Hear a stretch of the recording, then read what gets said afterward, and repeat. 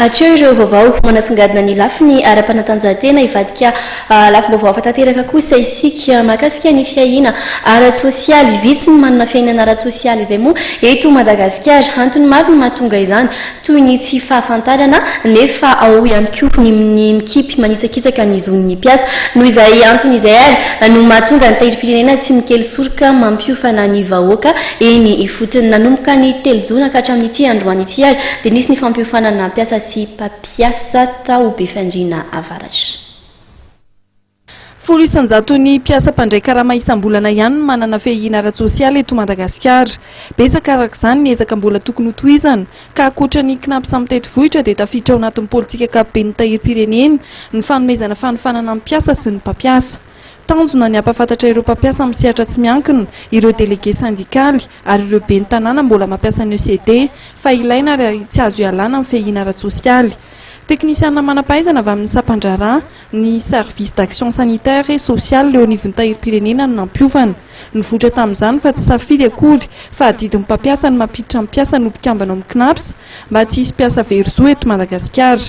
Befandriana moa dia toerana manana maizy azy na ara-toekarena na ara-tsosialy ary be-ponina noho izany betsaka mpiasa tsy miankina, mpiasa miasa tena, mpiasa mpanjakana nefa contractuel dia ahitana avokoa aty. Ary ny fifanana toy izao moa dia fotoana iray ahafahan'ireo mpiofana mahafantatra ny zo ny antsipiriny amin'ny fiahina ara-tsosialy.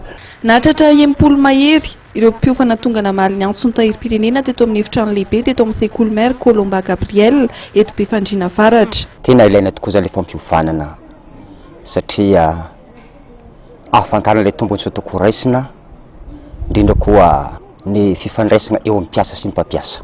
Ny mampiasa dia baikony lalàna no fanambarana filazan-karama isaky ny 3 volana sady koa andony latsakemboka ka 320 isanjato no alohan'ny mpampiasa amin'ny sehatra ankapobeny ary 9 isanjato kosa amin'ny sehatra ny fampianarana raha toa ka 1 isanjato no miala amin'ny karama mpiasa.